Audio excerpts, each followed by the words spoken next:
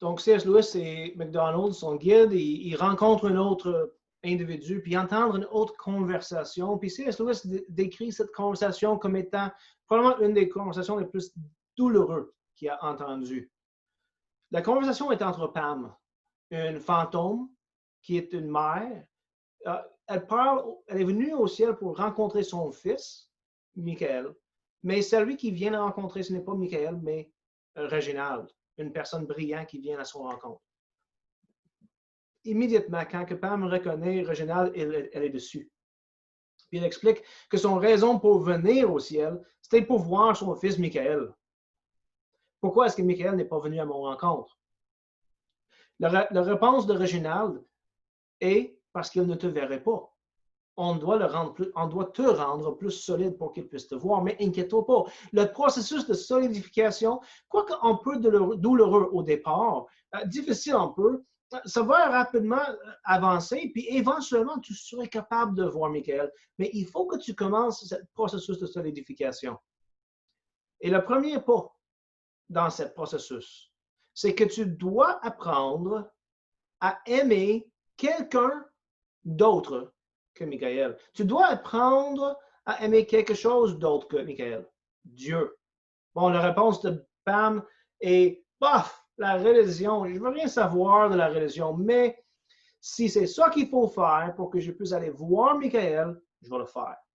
Je vais faire tout ce que je peux, juste pour être avec mon fils Michael. Mais, fait remarquer Reginald, de penser ainsi et de totalement manquer le but. D'agir de cette manière, c'est-à-dire de faire des actions religieuses avec le but d'être avec Michael au ciel, c'est de mettre Michael en premier et non Dieu. Pourtant, le but des actes religieux, c'est que Dieu est en premier. On pourrait dire ça d'une autre manière. Au lieu d'aimer quelqu'un d'autre que Michael, elle va aimer quelqu'un d'autre pour être avec Michael. Autrement dit, en fin de compte, c'est Michael qu'elle aime et pas l'autre. L'autre n'est qu'un outil pour être avec Michael.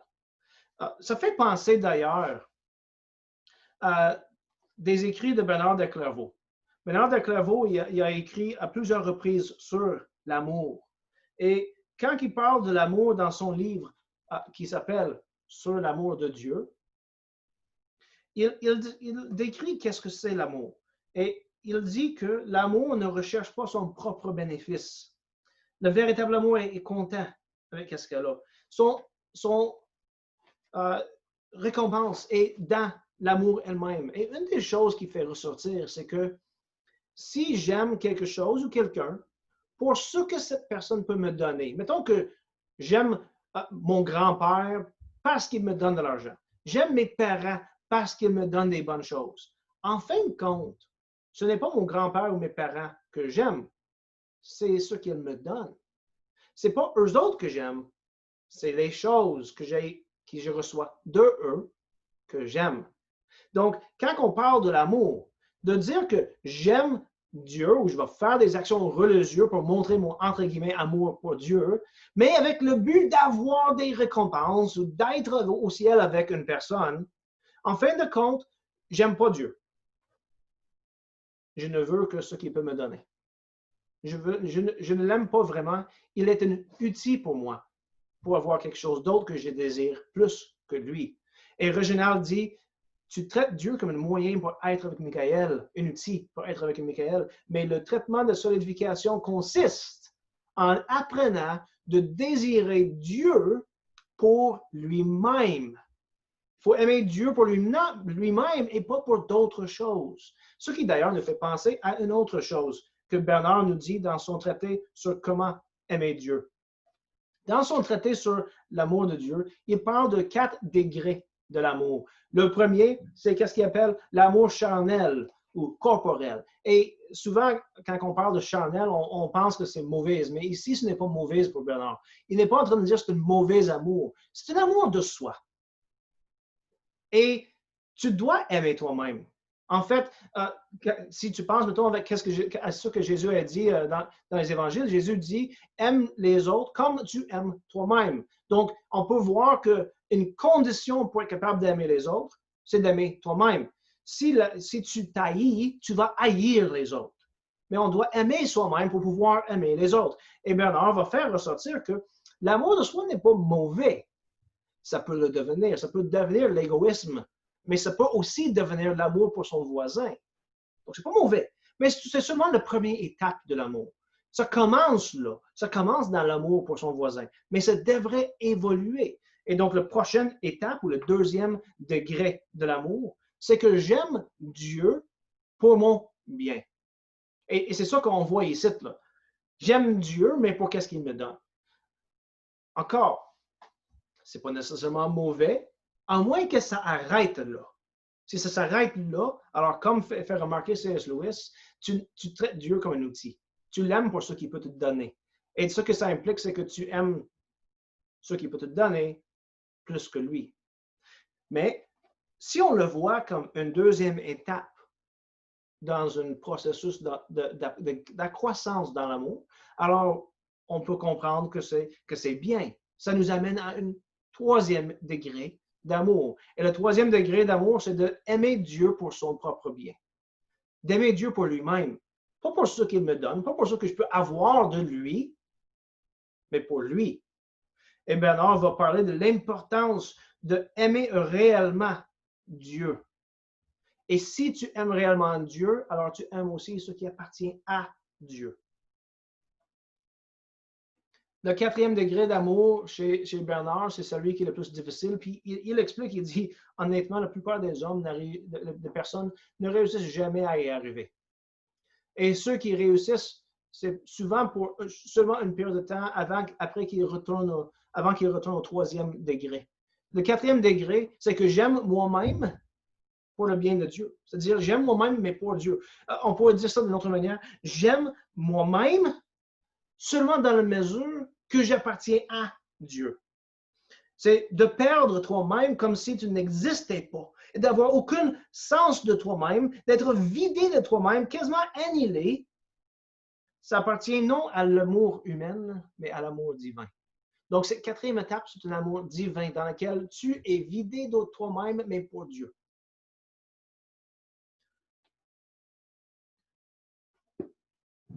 On pourrait continuer. On trouve tellement de réflexions intéressantes sur l'amour chez Bernard de Clairvaux. Mais on voit cette notion ici. Tu traites Dieu comme un moyen pour être avec Michael, mais le traitement de solidification, c'est de commencer à aimer Dieu pour lui-même, pas pour ce qu'il peut me donner. Une telle idée, par exemple, ça fait réagir Pam. Et elle réagit fâchée. Tu ne parleras pas ainsi si tu étais une mère. Reginald confronte tout de suite l'idée en arrière de la réaction de Pam. C'est-à-dire l'idée qu'il y a quelque chose d'intrinsèquement bon au fait d'être une mère, d'aimer ses enfants avec un amour maternel. Comme si l'amour maternel était une chose qui était bon en soi. Reginald explique en fait que d'être une mère, Pam est déjà dans une relation qui est beaucoup plus profonde que l'amour. Explique qu'avant d'être une mère, Pam était déjà dans une relation qui était beaucoup plus profonde que son relation avec son fils. C'est-à-dire, elle était une création de Dieu. Et ceci implique un amour qui existe depuis beaucoup plus longtemps que son amour pour son fils. Et il dit, tu existes comme la mère de Michael seulement parce que tu existes premièrement comme la créature de Dieu. Cette relation, la relation entre toi et Dieu, toi comme étant son créateur, est plus ancien et plus près de toi.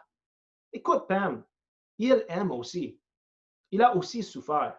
Il a aussi attendu depuis longtemps. Parlant de l'amour et de la souffrance de Dieu, ça fait encore réagir Pam.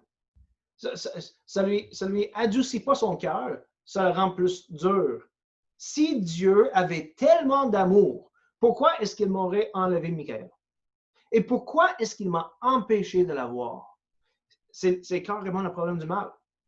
Et quoique Lewis ne donne pas toutes les réponses qu'on pourrait trouver à ce moment ici, il va quand même donner quelques réponses. Puis, en fait, si on lit son livre, Le visage pour l'éternité, on retrouve la même question qui est demandée et répondue aussi dans Un visage pour l'éternité.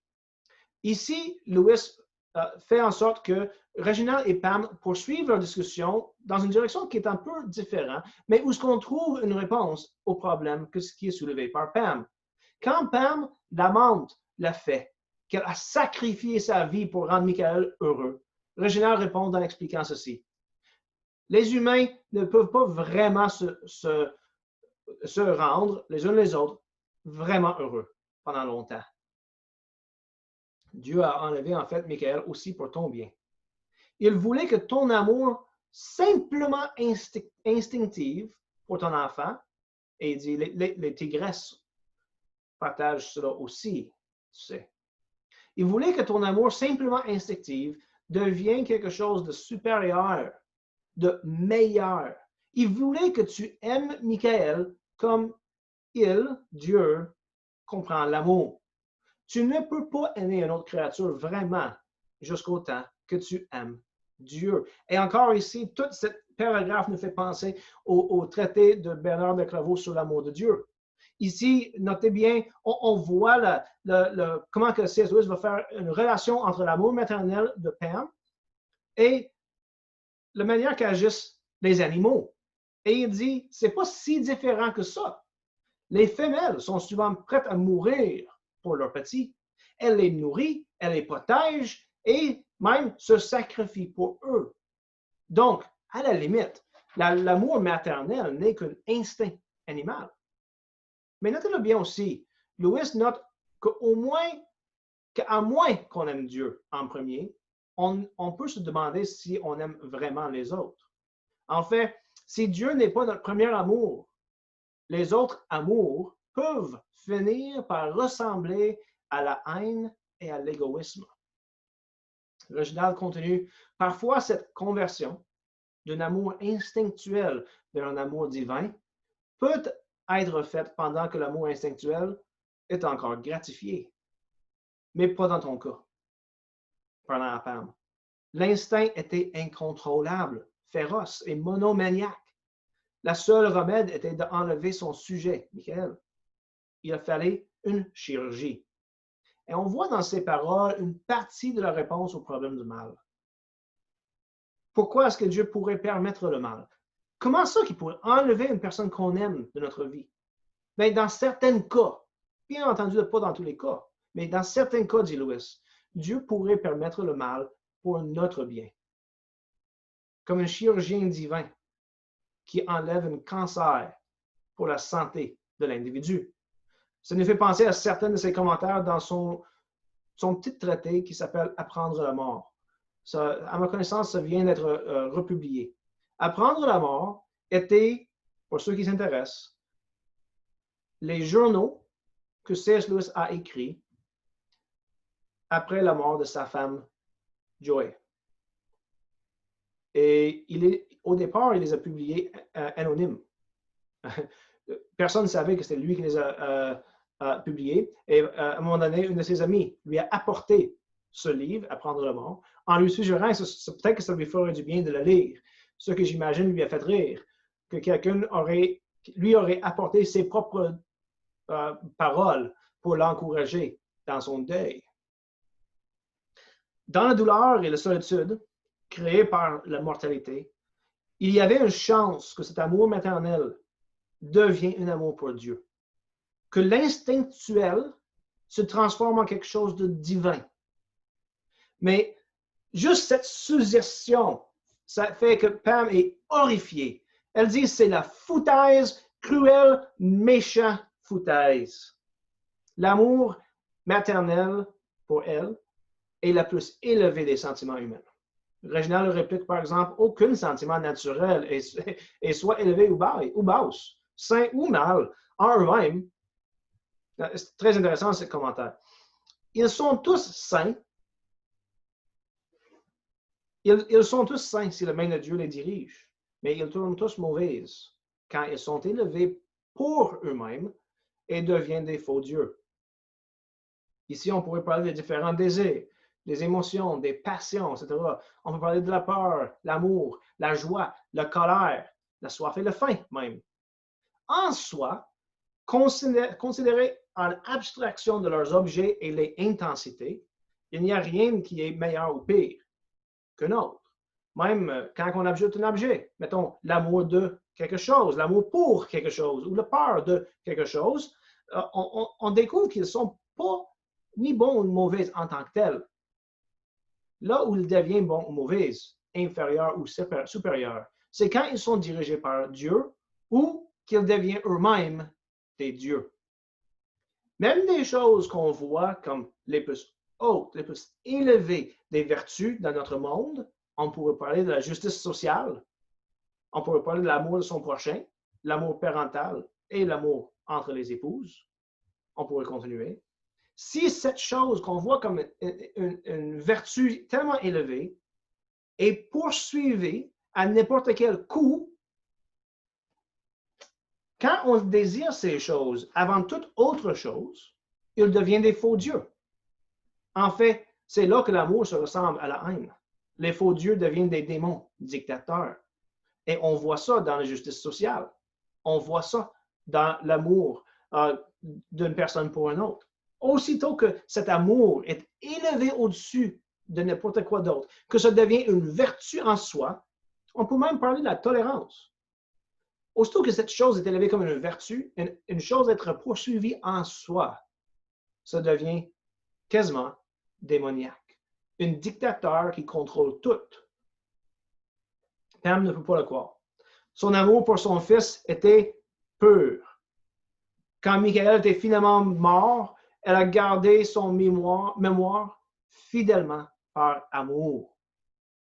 On apprend que par amour pour son fils, elle a fini par haïr toutes les autres personnes dans sa vie qu'elle aurait dû aimer. Et elles les ont haïs parce qu'ils n'ont pas aimé Michael autant qu'elle. Ils n'ont pas gardé sa mémoire autant qu'elle. Son amour maternel pour Michael a fait qu'elle était incapable d'aimer quelqu'un d'autre et toute autre personne qu'elle aurait dû aimer était vue comme une compétition avec Michael. Son amour pour Michael est devenu la haine pour toutes les autres personnes dans sa vie. Ceci l'a amené à expliquer que de rester dans le passé est la mauvaise manière de faire le deuil, selon C.S. Lewis. Et on voit ça aussi dans son livre Apprendre la mort, qu'il doit apprendre à laisser aller le passé pour pouvoir réellement faire le deuil. Mais Pam est entièrement révoltée. Bien sûr, j'ai tort. Tout ce que je dis ou fais, c'est mauvais selon toi. Reginald explique, oui, mais oui, mais oui. Voilà ce qu'on apprend quand on arrive ici. Nous avons tous eu tort dans la manière qu'on vivait nos vies, dans nos pensées, les actions, nos réactions. On a tous eu tort. Quelle liberté de réaliser qu'on a eu tort et de l'accepter et de vivre. L'horreur, la véritable méchanceté de l'amour, de l'amour devenu la haine se dévoile maintenant, incarné dans la personne de Pam. Pam nous démontre comment que l'amour, qui pourrait être une bonne chose, peut aussi devenir quelque chose d'atroce et dégueulasse. Sa réaction nous fait penser à Orwell dans le livre Un visage pour l'éternité ou à Gollum dans Le Seigneur des Anneaux. Elle crie « Donne-moi mon garçon! Est-ce que tu m'entends?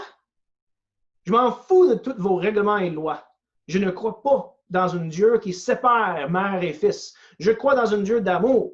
Personne n'a le droit de venir entre moi et mon fils, même pas Dieu. Tu le diras ça. Je veux mon garçon et j'ai l'intention de l'avoir. Il est à moi, comprends-tu? À moi, à moi, à moi, pour toujours et toujours. On dirait Gollum dans Le Seigneur des Anneaux.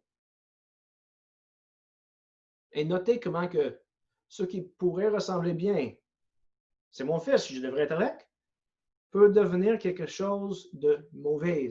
Il est à moi. Il m'appartient. Il n'est pas à Dieu.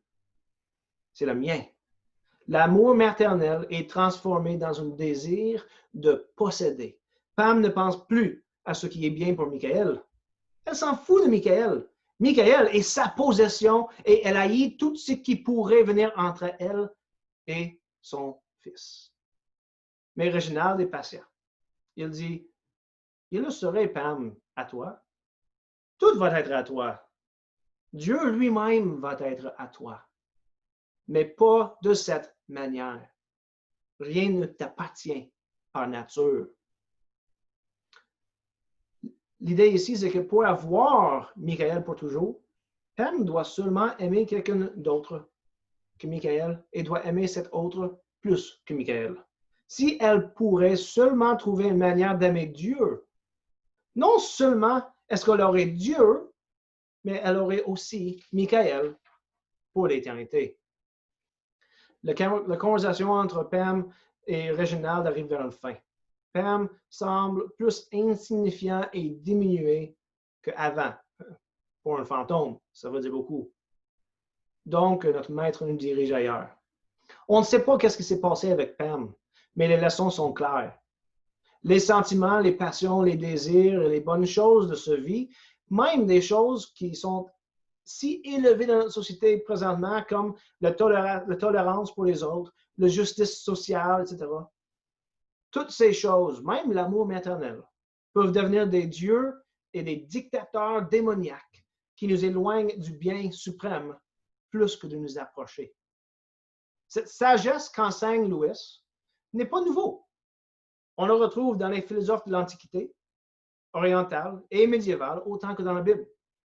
La seule porte d'entrée vers Dieu, c'est de l'aimer et de le désirer plus que toute autre chose. Il faut être prêt à tout laisser en arrière pour avoir Dieu. Mais sa promesse, c'est qu'il va se donner à celui qui le désire, et celui qui reçoit Dieu reçoit avec Dieu toute autre chose.